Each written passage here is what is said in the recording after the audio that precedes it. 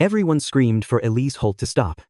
The barn was burning in the Montana dark, its roof glowing orange beneath a curtain of snow. Men ran with buckets. Horses cried from inside the smoke. Sparks flew into the black sky like angry stars. Abram was still in there. Then Elise heard something worse. A child crying. Small. Terrified. Alive. Mrs. Holt. Don't. A hand caught her sleeve. But Elise tore free. Smoke stung her eyes. Her hair had fallen loose from its pins. Her dress was torn at the hem.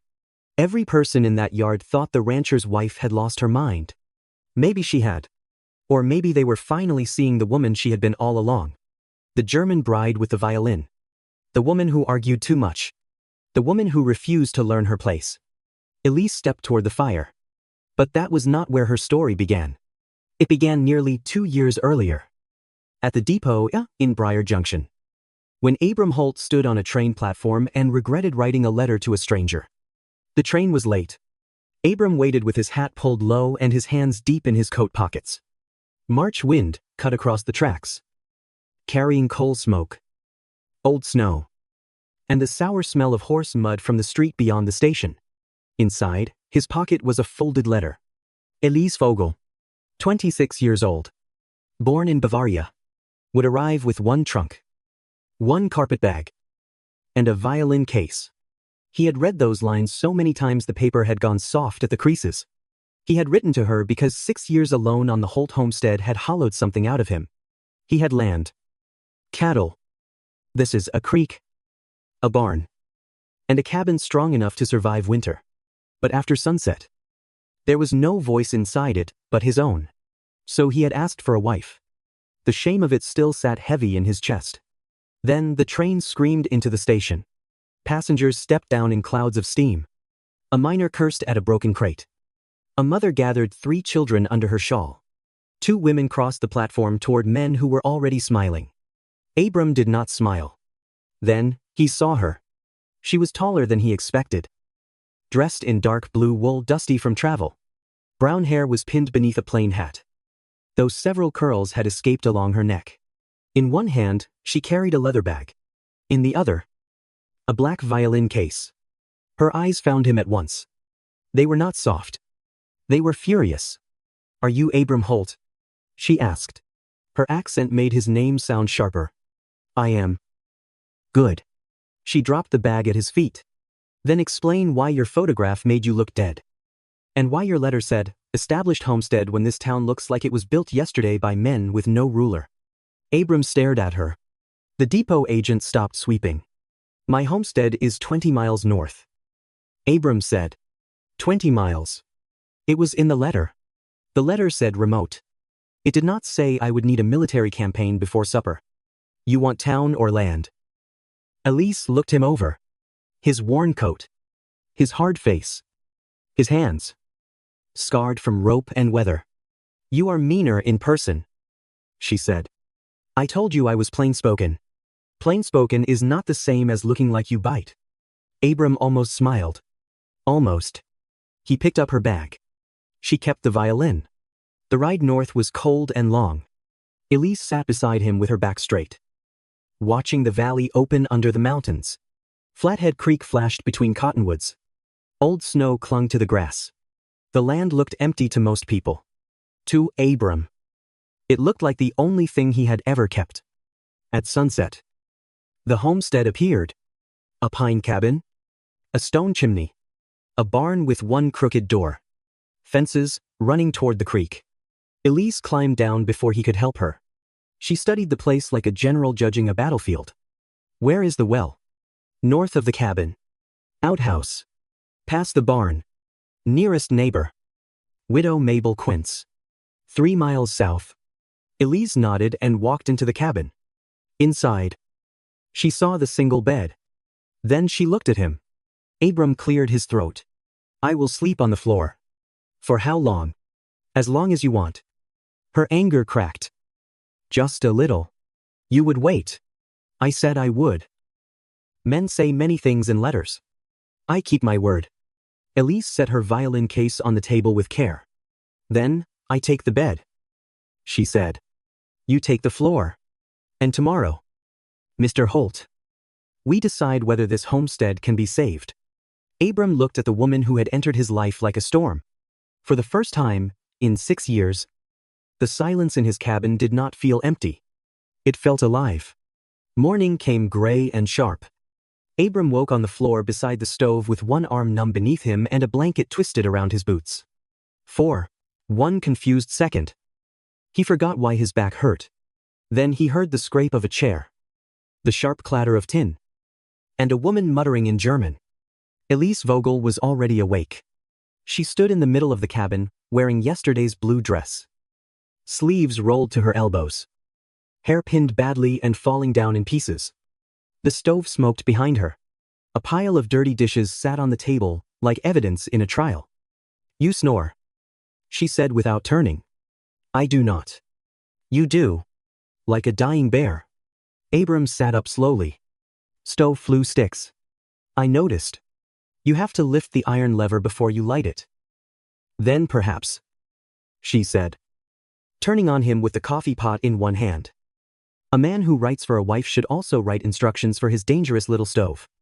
Abram stood, crossed the room, and fixed the flue with one practiced twist. The smoke began to pull upward. Elise watched him with narrowed eyes. Temperamental, he said. Like the owner. This time he did smile. But only for a second. He went outside to check the herd. When he returned 2 hours later, the cabin had changed so much. He stopped in the doorway. The floor was swept. The dishes were washed.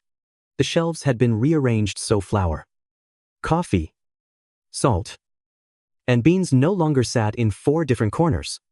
His spare shirts hung by the hearth. The broken shutter had been propped open and measured with a piece of string. Elise stood by the table, hands on her hips. You cleaned, Abram said. I got angry. In 2 hours. I work fast when I am angry. On the table sat breakfast. Eggs, bacon, and biscuits warmed in a pan. Nothing fancy. Nothing soft. But hot. Abram sat because arguing with the smell of bacon seemed foolish. Elise sat across from him and pointed her fork toward the window. Your north fence is leaning. I know. Your barn door drags. I know. Your cattle are too many for that fenced pasture. Abram looked up. You were outside. Yes. You have been here one night. And still I saw it. He set his fork down. You know ranching now. No, she said. But I know neglect when I see it. The words hit harder than he expected. For 6 years. No one had spoken to him like that. No one had stood inside his home, looked straight at the truth, and named it without apology. You think you can fix everything? He asked. No, Elise said. But someone should start. So she did.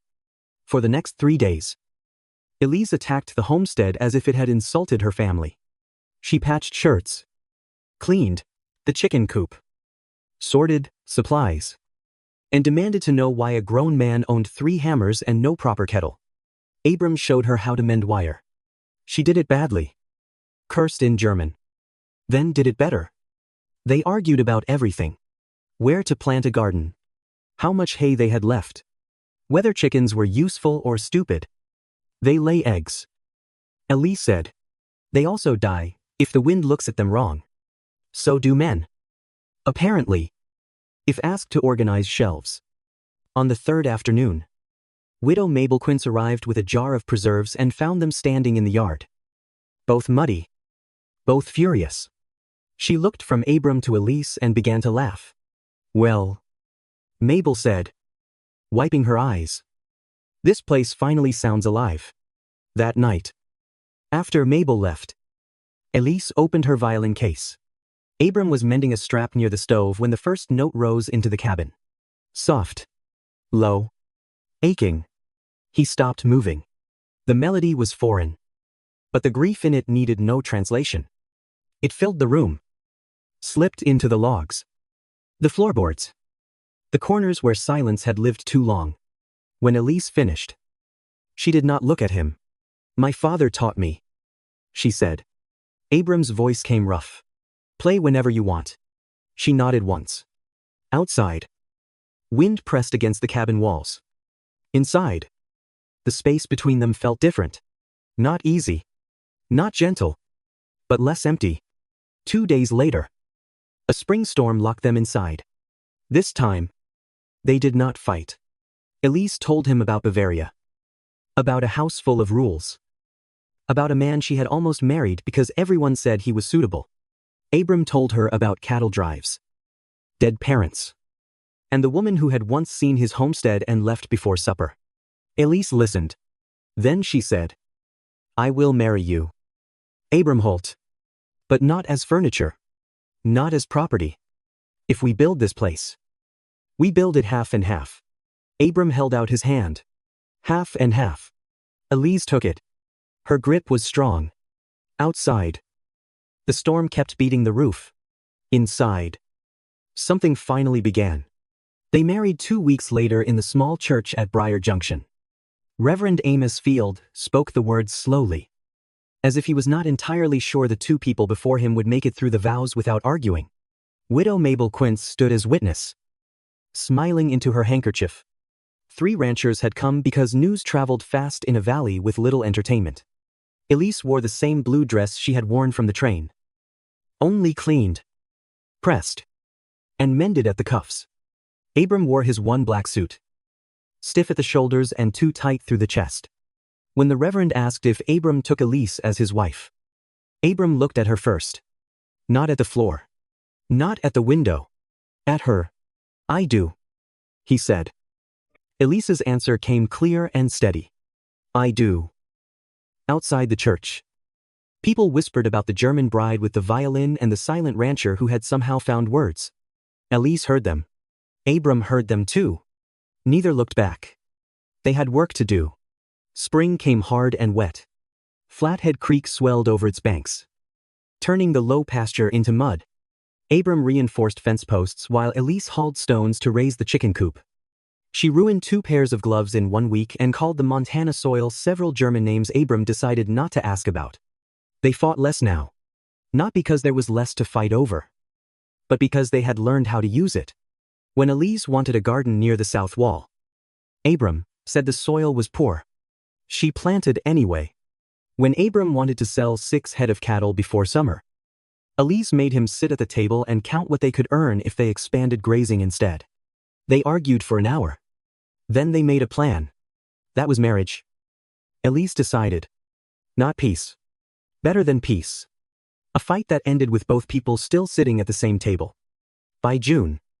Green shoots filled the garden. The hens laid more than Abram believed possible. Elise sold eggs and early greens through Mabel, who carried them into town and returned with coins wrapped in cloth. Elise slammed the money on the table. Profit, she announced. Abram picked up 1 coin. From lettuce. From my lettuce. I said the soil was poor. You said, I was wasting time. I may have been wrong. Elise leaned over the table. Say it properly. Abram hid. You were right. And I was wrong. She smiled. Then. Abram forgot the rest of the argument. That summer. Neighbors began stopping by with excuses. A broken harness. A question about feed. A jar of pickles. Really? They came to see what had happened to Abram Holt. The man who used to answer in grunts, now stood beside his wife and discussed hay storage. Creek levels. And whether a milk cow was worth the trouble. Elise insisted it was. Abram said no. They bought one the next week. Elise named her latte and treated her like royalty. At the summer social in Briar Junction. Elise played violin near the church steps while people gathered in the dust and lamplight. The first song was bright. The second made even the drunk men quiet. Abram watched from the edge of the crowd. A young ranch hand stepped too close to Elise after the music ended. Smiling too wide. Speaking too low. Abram was beside her in 3 strides. Elise glanced at him. I can handle myself. I know. Then why are you standing there? Abram looked at the young man until he found somewhere else to be. Because I wanted to stand beside you. Elise's face softened. Later. She pulled Abram into a dance. He stepped on her foot twice. She elbowed him once by accident. Then laughed so hard. She had to hold his sleeve to stay upright. People watched them.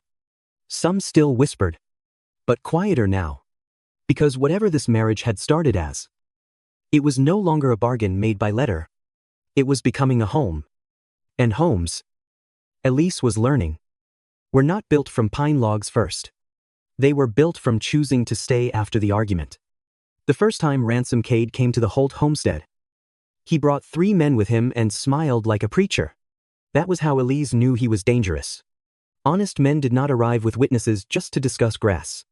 Abram was sharpening a fence tool on the porch when the riders came down from the south ridge. Elise stood in the doorway with flour on her sleeves, watching dust rise behind their horses. "Friends?" she asked. "No," Abram said. "Enemies?" "Not yet." The lead rider dismounted without waiting to be invited. He was broad, red-faced, and dressed too well for a man who claimed to work as hard as everyone else. His coat was clean. His boots were polished. His smile was large enough to hide a knife. "Abram Holt," he called. "You have been avoiding me." Abram did not stand. "I have been working." Ransom Kade laughed. As if work were a joke he allowed smaller men to enjoy. "We are forming a grazing coalition," Kade said. "Winter comes early in this valley. Water runs thin. Grass gets buried. A smart man understands cooperation." Elise stepped onto the porch. Cooperation usually begins with asking. Kade looked at her for the first time. His smile changed. "Mrs. Holt." "I assume." He removed his hat. "Ransom Kade. I have heard much about you." "Then you are at an advantage," Elise said. "I have heard nothing worth remembering about you." Abram's mouth twitched. Kade's men shifted in their saddles. Kade kept smiling. "Your husband has fine land. Creek access. Protected winter pasture. It would benefit the whole valley if resources were managed fairly." "Fairly," Elise repeated. "That is right. By you. By men with experience." Abram stood then. "No." Kade looked back at him. "You have not heard the terms I heard enough. This valley is changing. Holt. Small outfits cannot survive alone forever. Mine will." Kade's eyes moved over the barn, the creek line, the garden, the new chicken fencing Elise had built with her own sore hands. Then his gaze returned to her. "Mrs. Holt. Surely, you see, reason. A woman who has crossed an ocean must understand the value of community." Elise wiped flour from her fingers slowly. "I understand when a man uses a soft word to hide a hard hand." The smile finally slipped. Abram stepped down from the porch. "You want my creek?" "I want order." "You want my creek." The yard went quiet. Kade put his hat back on. A man who refuses neighbors may find himself without any when trouble comes. Elise felt the warning settle into the dust. Abram's voice stayed low. "Then, let trouble come honest." Kade mounted his horse. Before leaving, he looked once more at Elise. "You are new here. You will learn how this valley works." "No," she said. "I think I just did." The riders left in a slow line, taking their false politeness with them. That evening, Widow Mabel Quince came by with a basket of dried apples and news in her mouth. "Kade visited me too," she said. "Sitting at their table. Told me a widow with 20 head and no sons should consider protection." Abram's face hardened. "Protection from what?" Mabel gave a thin smile. "He did not say.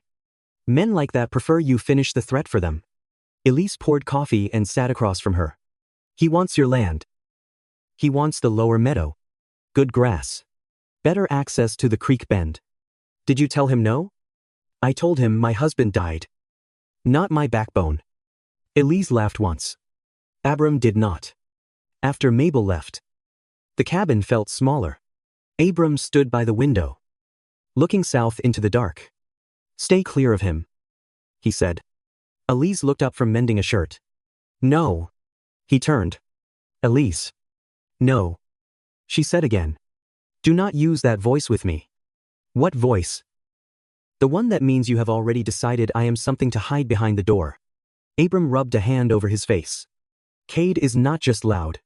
He has money, men, and the sheriff's ear. Then we will need more than anger. Elise set the shirt down. Half and half. Remember. Outside. The wind moved through the grass. Abram looked at her for a long moment. Then he nodded.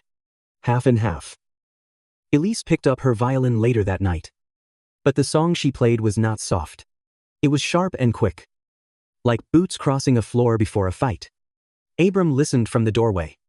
He understood then that Ransom Kade had not only threatened his land, he had stepped into the path of the one woman in Montana who considered fear an insult. Winter arrived like a debt coming due. At first, it was only frost on the water bucket and white breath in the barn. Then the sky turned low and iron-colored. Snow began falling before dawn and did not stop for 2 days. By morning of the third day, the world beyond the cabin had vanished. Abram stood at the window. His face grim. We need to check the herd. Elise was already pulling on her boots. Then we check the herd. He looked at her. It is bad out there. I can see snow. Abram. I am not blind. The barn was a gray shadow through the storm. By the time they reached it, snow had filled their tracks behind them. The cattle inside were packed close, steaming in the cold. But Abram counted twice and came up short. 9 missing, he said. Elise grabbed rope from the wall. Abram caught her wrist. No. She looked at his hand. Then at his face. We are partners when the stove smokes and when the garden makes money. Are we partners only until the weather turns ugly? His jaw tightened. Then he tied one end of the rope around his waist and handed her the other. They went into the white. The north pasture was less than half a mile away. But the storm made distance meaningless. Wind slapped snow into their faces. Their boots broke through drifts. Once, Elise went down to one knee and came up spitting curses in German. Abram would have laughed if he had not been so afraid. They found the first cow half buried near the fence. Then 2 more by the creek bend. It took nearly an hour to get them back. They went out again. And again. On the 4th trip, Elise slipped hard. The rope snapped tight between them. Abram turned and saw her on the ground. One hand pressed to her ankle. I am fine, she said at once. You are not. I said I am fine. He reached her and helped her stand. She took 1 step and went pale. We are done, Abram said. There are still cattle out there. We are done. For once. She did not argue.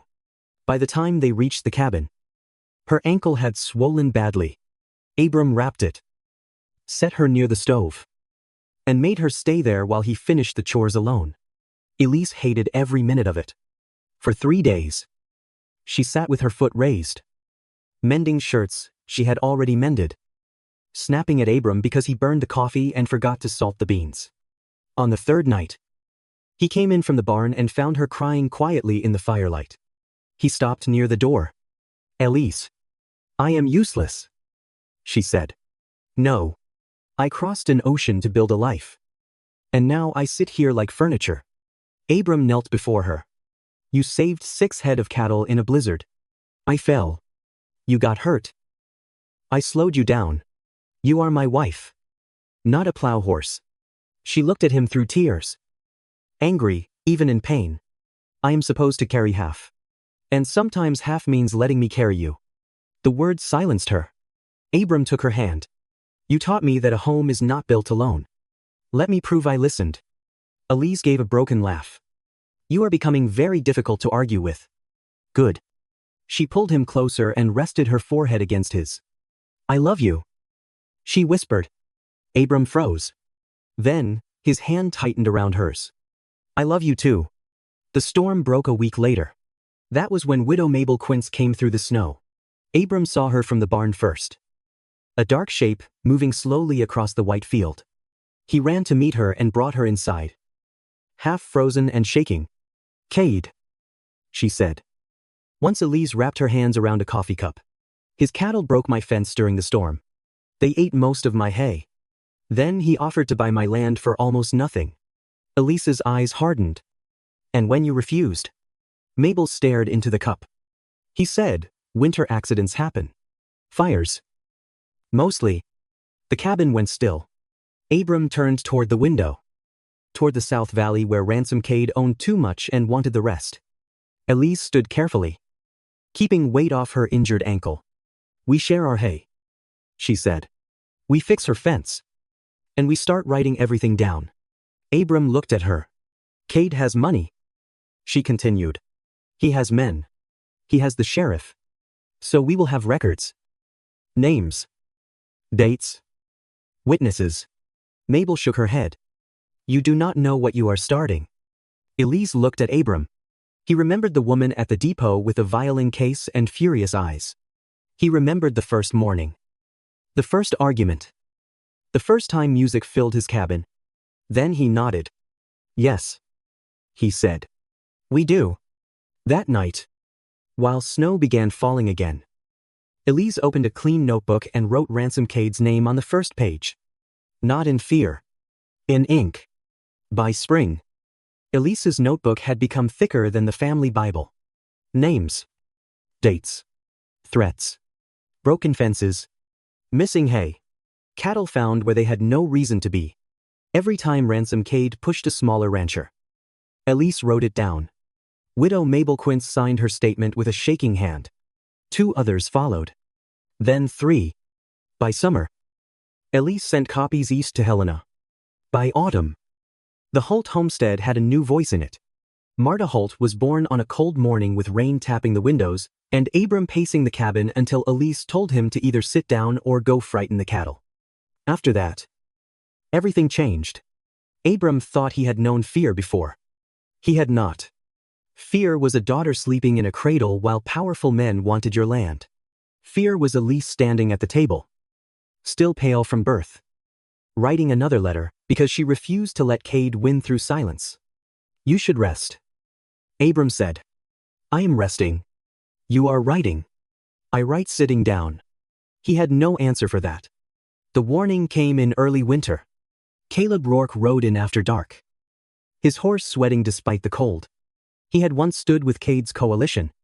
Now, he stood in Abram's cabin, hat in both hands, unable to meet Elise's eyes. Kade hired a man, he said. Boone Harrow. Abram went still. Elise saw it. You know him. Texas. Abram said. Long time ago. What kind of man is he? Abram looked toward Marta's cradle. The kind hired when someone wants fear to look like an accident. No one spoke for a moment. Then Elise closed the notebook. Good, she said. Abram stared at her. Good. Now we know Kade is afraid. Caleb Rourke left before dawn with a copy of Elise's papers hidden under his coat. He would ride toward Helena if the road stayed open. If he reached the right office. If the letters had already been received. If anyone cared enough to come before Kade struck. They might have law on their side. Too many ifs. 3 nights later, Abram woke to the smell of smoke. He was out of bed before Elise sat up. The barn, he said. Outside. The night glowed orange. Snow fell through sparks. Horses screamed behind the barn doors. Men shouted somewhere near the tree line. Then vanished into the dark. Abram ran without his coat. Elise grabbed Marta from the cradle and wrapped her in a blanket. By the time she reached the yard, Mabel was there with buckets. So were 2 neighbors. The barn roof burned bright against the black sky. Abram, Elise shouted. He had gone inside. Of course, he had. The horses were in there. So was the winter feed. So was half their life. Smoke rolled across the yard. Marta began to cry against Elise's shoulder. Small and terrified. Then, Elise heard another cry. Not Marta. A boy. Owen Hart's youngest had followed the adults and crawled near the side shed where smoke was gathering low. No one saw him through the confusion. Elise handed Marta to Mabel. Hold her. Mabel grabbed her arm. Elise. No. Abram was still inside. The child was near the smoke. The barn was cracking like thunder. This is where you ask yourself. If you were Elise, would you stay back to protect the child in your arms? Or would you step into the smoke because no one else had seen the second child crying? Elise ran. She reached the side shed first. Dropped, low, and pulled the boy into the snow. He coughed, clinging to her sleeve. She pushed him toward Mabel's voice. Then a beam fell inside the barn, and Abram shouted. Elise turned toward the flames. Everyone screamed for her to stop. She did not.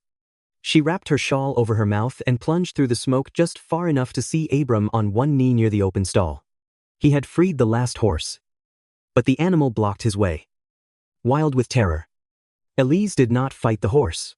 She played one note. Her violin was not in her hands, but the sound came from her throat, low and steady, the same lullaby her father had taught her in Bavaria. The horse stilled for one breath. One breath was enough. Abram pushed free. Elise caught his arm. Together, they stumbled into the snow as the roof gave way behind them. By dawn, the barn was gone. But the horses lived. The child lived. Abram lived. And in the trampled snow near the south fence, Caleb Rourke found what Cade's men had dropped in their hurry. An oil-soaked rag, a torn glove, and a marked spur one of the coalition riders had worn in town. Elise looked at the black ribs of the barn, then at the evidence in Caleb's hand. Now, she said, voice raw from smoke, we stop writing warnings. Abram took her hand. Now we make them testimony. By noon, the whole valley had heard about the fire. By nightfall, half of them had seen the proof. The oil-soaked rag, the torn glove, the marked spur Caleb Rourke had found near the south fence. Widow Mabel Quince's statement. Elise's notebook, thick with names, dates, threads, and every accident Ransom Kade had tried to bury under snow and fear. 3 days later, riders came from Helena. One was a territorial marshal with a hard face and tired eyes. The other was Iris Liang, a legal clerk with a black coat, a leather case, and a voice calm enough to make angry men nervous. She sat at the Holt table and read Elise's notebook by lamplight. Abram stood by the stove, holding Marta against his shoulder. Elise sat across from Iris with bandaged hands folded in her lap. Her throat still hurt from smoke. Her dress still carried the faint smell of fire. When Iris finished, she looked up. Mrs. Holt, she said, you did not write gossip. You wrote evidence. Elise looked down. For months, men had called her difficult, foreign, too loud, too proud, too much. Now her anger had page numbers. Kade was arrested before the thaw. He did not shout when the marshal came. Men like him preferred rooms where they controlled the story. This time, there were too many witnesses. Caleb Rourke spoke. Mabel spoke. Owen Hart spoke. Even 2 men from Cade's own coalition admitted they had been told to frighten the smaller ranchers until they sold. Boone Harrow was found a week later near the northern road. He did not confess because he was sorry. Men like Boone rarely had room for sorrow. He confessed because the marshal offered him one road that did not end with Kade dragging him down too. His statement tied the fire to Cade's money, Cade's orders, and Cade's fear of Elise's letters reaching Helena. At the territorial hearing, Kade tried to smile like a respectable man. He spoke of cooperation, winter hardship, misunderstanding, valley unity. Then Iris Liang stood and read from Elise's notebook. Not loudly. She did not need to. Each date cut deeper than anger. Each name made Cade's smile smaller. When Mabel took the stand, she did not cry. She only said, he thought because I was a widow, I would be easy to scare. Iris asked, were you? Mabel looked straight at Kade. For a while, she said. Then I remembered I had neighbors. The coalition collapsed before spring.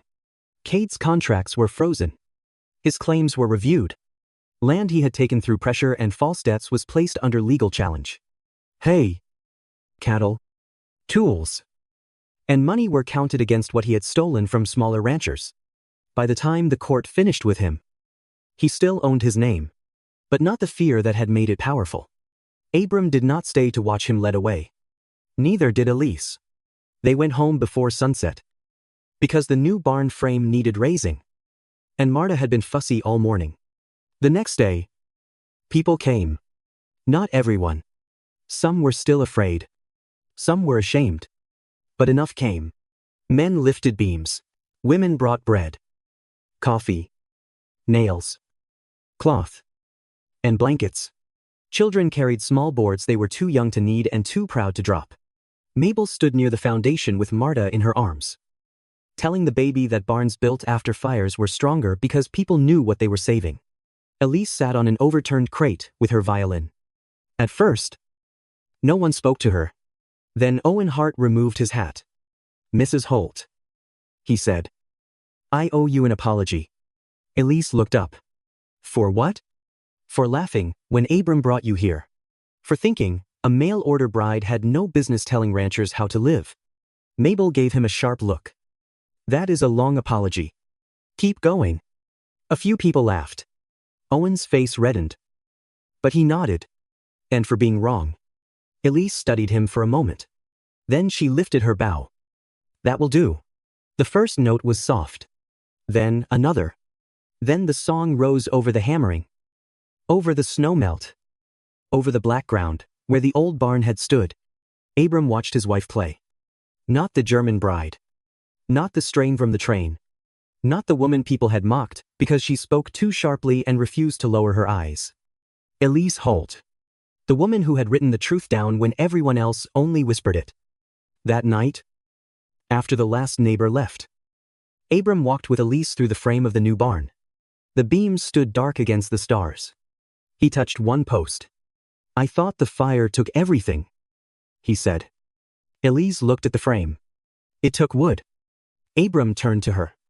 "And you gave me back the rest." She did not answer at once. Then she reached for his hand. "No," she said quietly. "We built the rest." Years passed. The Holt homestead grew. The barn stood wide and strong. The garden doubled. The creek fence held. Marta learned to walk between the chicken coop and the porch, with Lottie the milk cow watching like a severe old aunt. Elise opened a small shelf of books in the corner of the cabin. Then 2 shelves. Then a whole room Abram built onto the house with windows facing the mountains. Children came to read. Then adults. Then, on winter evenings, Elise taught music there too. People started calling it the Holt Reading Room. Abram always called it Elise's place. Many years later, when Marta was tall enough to run the ranch books better than her father, she asked her mother why she had stayed. Why she had crossed an ocean, married a stranger, fought a valley, and still smiled when the wind turned cruel. Elise was old by then. Her hair had gone silver. Her hands were slower on the violin. But the music still knew where to go. She sat on the porch at sunset, looking toward the barn Abram had rebuilt after the fire. Then she answered in German. "Weitermachen." Marta frowned. "What does that mean?" Abram, older and quieter now, smiled from his chair. Elise touched the violin case beside her. "It means keep going," she said. "When the road is long. When the house is cold. When men tell you, fear is wisdom. When fire takes what you built." She looked at Abram. "And when love arrives looking meaner than its photograph." Abram laughed softly. Marta laughed too. And the sound carried across the Holt homestead. Past the barn. Past the creek. Into the wide Montana evening. A woman's music. A family's answer. A valley learning. At last. How to stand together. This is a fictional story created for educational and entertainment purposes. All characters, events, places, and situations are imaginary. Any resemblance to real people, living or dead, or real events is purely coincidental.